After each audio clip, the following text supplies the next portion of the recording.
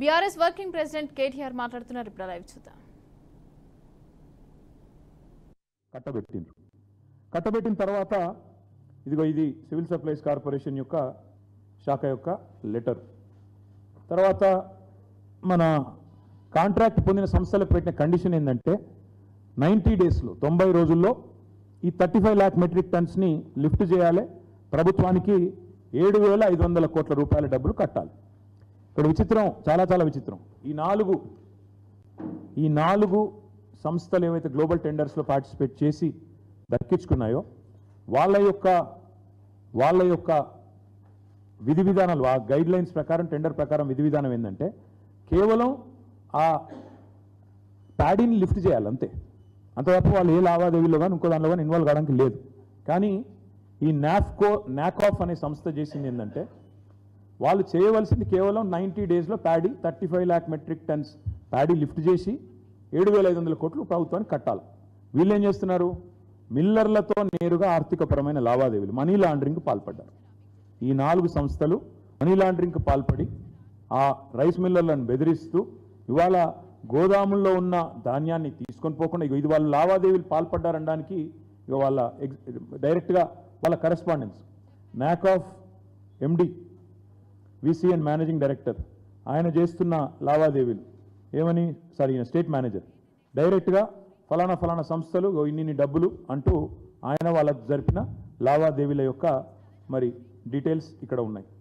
ఇందులో విచిత్రమైన విషయం, వీళ్ళు పాడిందేమో టెండర్ వేసిందేమో 1885 నుంచి 2007 రూపాయలకి. కానీ వీళ్ళు ఏం చేస్తున్నారు? క్వింటాల్కి 2,230 రూపాయలు మీరు చెల్లించాల్సిందే అని చెప్పి రాష్ట్రంలో ఉన్న 4,000 మంది రైస్ మిల్లర్లను ఈ కాంట్రాక్ట్ సంస్థలు 4 ఏవైతే గ్లోబల్ టెండర్ దక్కించుకున్నాయో బ్లాక్మెయిల్ చేస్తూ ఉన్నాయి. ఎందుకు చేయాలా, మీకు ఎందుకు ఇవ్వాలా 2,230 అంటే వాళ్ళు చెప్పే కారణాలు చాలా విచిత్రంగా ఉంది. ఒకటి, జలసౌదలో ఒక మీటింగ్ జరిగింది. ఉత్తమ్ కుమార్ రెడ్డి గారి నేతృత్వంలో లేదా వాళ్ళ శాఖ నేతృత్వంలో ఒక మీటింగ్ జరిగింది. అందులో అనధికారికంగా ఒక MOU కుదుర్చుకున్నారంట. ఏమని? ఇక్కడ 2,007 రూపాయలకి వేసినా 1885 నుంచి 2,007 రూపాయలకే కోట్ చేసినా ఇంకొక 223 రూపాయలు ఎక్కువ ఖర్చు, ఎక్కువ డబ్బులు ఇవ్వాల్సిందే. ఎందుకంటే CMPC ఖర్చు అయింది, ఢిల్లీకి పోవాలి, ఎలక్షన్స్ ఉన్నాయి, కాబట్టి క్వింటాలు 150 రూపాయల నుంచి 223 రూపాయలు అదనంగా చెల్లించి తీరాలే అని ఒత్తిడి చేస్తూ, మీరు ఒకవేళ కనుక సహకరించకపోతే మీ మీద విజిలెన్స్ దాడులు జరుగుతాయి, GST దాడులు జరుగుతాయంటూ ఇవాళ రాష్ట్రంలోని రైస్ మిల్లర్లను ఈ 4 సంస్థలు మరి భయభ్రాంతులకు గురి చేస్తూ ఉన్నారు. ఇంకొక బంపర్ ఆఫర్ కూడా ఇస్తున్నారు.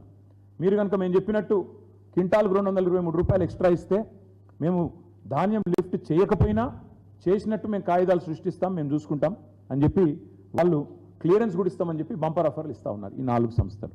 అంటే అక్కడ ధాన్యం లేకపోయినా ఉన్నట్టుగా మేము క్లియరెన్స్ ఇస్తాం, లిఫ్ట్ చేయకపోయినా చేసినట్టు మేము చూపెడతాం, మీరు చేయవలసిందల్లా క్వింటాల్కి 223 రూపాయలు అదనంగా మీరు మాకు ఇవ్వాలి అని చెప్పి మనీ ట్రాన్స్ఫర్ కోసం మిల్లర్ల మీద ఇలా పెద్ద ఎత్తున మరి ఒత్తిడి తెచ్చి భారీ స్థాయిలో నగదు బదిలీ ఇవాళ జరిగిందనేది మాకున్న సమాచారం, మాకుండే మిల్లర్ ఫ్రెండ్స్ కానీ ఇతరత్ర కానీ. దాదాపు 35 లక్షల మెట్రిక్ టన్నులు ఇంటూ 223 రూపాయలు, 35 లక్షల మెట్రిక్ టన్నులు ఇంటూ 223 రూపీస్ వేసుకుంటే యావరేజ్గా 200 వేసుకోండి, 185 223 అనే గందరగోళం లెక్క పక్కన పెడితే 35 లక్షలు ఇంటూ 20 200, 700 కోట్ల అదనపు డబ్బులు, అదనపు క్యాష్ మనీ లాండరింగ్ ద్వారా ఈ సంస్థలు మిల్లర్ల దగ్గర వసూలు చేస్తూ ఉన్నాయి. అసలు నిజానికి ఈ కాంట్రాక్ట్ పొందిన 4 సంస్థలు చేయాల్సిన పని ఏంటి? కేవలం ధాన్యం లిఫ్ట్ చేయాలి, 90 రోజుల్లో పూర్తి చేయాలి, చేయకపోతే ప్రభుత్వానికి ఏ కారణం చేయలేదో చెప్పాలి, డబ్బులు కట్టాలి, 7,500 కోట్లు కట్టాలి. కానీ వీళ్ళు ఏం చేస్తున్నారు? వాళ్ళు టెండర్ వేసింది, వాళ్ళు టెండర్ తీసుకున్నది ధాన్యం లిఫ్టింగ్కి, డబ్బుల వసూలు కాదు. డబ్బుల వసూలుకి వీళ్ళకి పాత్ర లేదు. మరి ఇప్పుడు ఈ సంస్థ ఇప్పుడే నేను చెప్పినట్టు డబ్బుల వసూలు సంబంధించిన సబ్జెక్ట్ నాఫ్కాస్ అనే సంస్థ ఎందుకు మాట్లాడుతోంది? అసలు వీళ్ళకున్న అధికారం ఏంది? ఒక నాఫ్కాస్ మాకు లెటర్ ఉంది, మిగతా 3 సంస్థలకు కూడా ఇదే రకమైన ఉత్తర ప్రత్యుత్తరాల దగ్గర ఉన్నాయి. వీళ్ళందరూ డబ్బు వసూలు మీద పడ్డారు. ఇంకొక మాట ఏమంటే, అసలు సంబంధం లేని ప్రైవేట్ సంస్థలు ప్రభుత్వం తరపున డబ్బులు ఎట్లా అడుగుతున్నాయి? ప్రైవేట్ సంస్థలు ప్రభుత్వం తరపున డబ్బుల వసూలు ఎట్లా చేస్తున్నాయి? చేస్తే గీస్తే సివిల్ సప్లైస్ కార్పొరేషన్ చేయాలి డబ్బులు వసూలు. లేదా FCI చేయాలి. వీళ్ళు ఎవరు అసలు ఈ నలుగురు? అదేవిధంగా ఈ 700 కోట్లు 35 లక్షలు ఇంటూ మరి 200 రూపాయలు.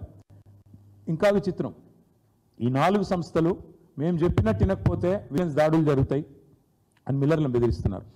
కాంట్రాక్టు ఏజెంట్ వీళ్ళు ఏవైతే 4 ఏజెన్సీలు ఉన్నాయో లిటరల్లీ వీళ్ళు ప్రభుత్వ ఏజెంట్ లాగా డబ్బుల వసూలుకు ఒక హఫ్తా వసూలు చేసే వాళ్ళు ఉంటారు కదా, ఆ టైప్లో బెదిరించే ప్రయత్నం చేస్తూ ఉన్నారు. ఇక్కడ ఆశ్చర్యకరమైన విషయం ఇందాక నేను చెప్పింది, 2100 రూపాయలకు మిల్లర్లు మేము కొంటామని సుముఖత వ్యక్తం చేసినాక కూడా 1885 నుంచి 2007 రూపాయల వరకే ఎందుకు బ్యాండ్ ఫిక్స్ చేసి 4గురిని రింగు చేసి ఎలిజిబిలిటీ క్రైటీరియా అని పెట్టి చిన్న చిన్న సంస్థలన్నింటినీ ఎదరగొట్టింది ప్రభుత్వం, పౌర సరఫరాల శాఖ, ముఖ్యమంత్రి రేవంత్ రెడ్డి సమాధానం చెప్పాలి. అదే మాదిరిగా టెండర్లలో మరి జనవరి 25 టెండర్ పిలిచారు, ఈరోజు మే 25, ఫిబ్రవరి, మార్చి, ఏప్రిల్, మే 4 నెలలు అయిపోయింది. 23కి మొన్న అయిపోయింది. వాళ్ళకి ఇచ్చిన 90 రోజుల కాల పరిమితి కూడా ముగిసిపోయింది. 3 నెలల్లో 90 రోజుల్లో మిల్లులన్నీ ఖాళీ చేయాలనే నిబంధన ఉంది. ఎందుకంటే నెక్స్ట్ సీజన్ వస్తుంది, ప్రొక్యూర్మెంట్ చేయాలి, ఆడ ఖాళీ లేకపోతే మరి పికప్ చేయరాదు, స్టాక్ పికప్ చేయరాదు, అక్కడ స్టాక్ చేయరాదు. కాబట్టి ఈ రోజు వరకు మాకున్న సమాచారం ఈ ఏజెన్సీలు 4 20% కూడా ఇంతవరకు ప్యాడీ అక్కడి నుంచి పికప్ చేయలేదు, లిఫ్ట్ చేయలేదు. 20% కూడా పికప్ చేయలేదు. మరి 90 రోజులు పూర్తయినా డబ్బులు చెల్లించలేదు, స్టాక్ లిఫ్ట్ చేయలేదు. దీని వెనకాల ఏం జరుగుతోంది? మరి మిల్లర్లను బెదిరించడంలో బిజీగా ఉన్నట్టున్నారు. మరి డెడ్ లైన్ అయిపోయింది. డెడ్ లైన్ అయిపోయిన తర్వాత మరి ప్రభుత్వం ఏం చేయాలా? నిబంధనల ప్రకారం ఒకవేళ వాళ్ళు చెప్పిన ప్రకారం కనుక ఆనర్ చేయకపోతే వెంటనే కాంట్రాక్టర్ల మీద చర్యలు తీసుకోవాలి, బ్లాక్ లిస్ట్లో పెట్టాలి. కానీ ప్రభుత్వం ఏం చేస్తుంది? ఇంకా వాళ్ళకి రావాల్సిన 700 కోట్లు రాలేదు కాబట్టి చేతికి మొత్తంగా ఇవాళ ఎక్స్టెన్షన్ చేసే ప్రయత్నంలో ఉన్నారు. ఎందుకు? మిల్లర్లను మరింత బెదిరియాలి, ఎలక్షన్స్ అయిపోయినాయి, ఇంకా లిఫ్ట్ చేయకుండా ఇంకా మిల్లర్లను మళ్ళీ బెదిరించి నెక్స్ట్ సీజన్ పెట్టి మెడ మీద కత్తి పెట్టి మీరు అకాల వర్షాలు ఇప్పటికే పడుతున్నాయి, మీరు వెంటనే డబ్బులు కట్టకపోతే మీ తాట తీస్తాం, మీ లైసెన్స్ క్యాన్సిల్ చేస్తాం అని మిల్లర్లను బెదిరించి ఇవాళ రైతుల కోసం మాట్లాడుతున్నట్టు నటించి ఇవాళ అదనంగా డబ్బులు వసూలు చేసే చక్కర్లో ఉన్నారు. వాస్తవంగా జరగాల్సింది కాంట్రాక్ట్ ఏజెన్సీలు ఏవైతే 90 రోజుల్లో లిఫ్ట్ చేస్తామన్నాయో అక్కడ మిల్లులలో లిఫ్ట్ చేస్తేనే స్థలం ఖాళీ అవుతుంది, ప్రభుత్వానికి డబ్బులు వస్తాయి, నెక్స్ట్ సీజన్ ప్రొక్యూర్మెంట్ సాఫీగా అవుతుంది. ఒకవేళ జరగకపోతే ఏం జరుగుతుంది? ప్రభుత్వం మరొక 150 కోట్లు నెలకు వడ్డీ అదనంగా చెల్లించాల్సిన పరిస్థితి సివిల్ సప్లైస్ కార్పొరేషన్ వాళ్ళకు వస్తుంది. ఇవాళ ప్రభుత్వం చెప్పాలా? మేము అడుగుతా ఉన్నాం, డిమాండ్ చేస్తా ఉన్నాం ప్రధాన ప్రతిపక్షంగా. ఇప్పటి వరకు ఎంత ధాన్యం ఈ 90 రోజుల్లో మరి కొనుగోలు జరిగింది, ఎంత లిఫ్ట్ చేసినారో స్పష్టంగా రాష్ట్ర ప్రజల ముందు శ్వేతపత్రం ప్రచురించండి.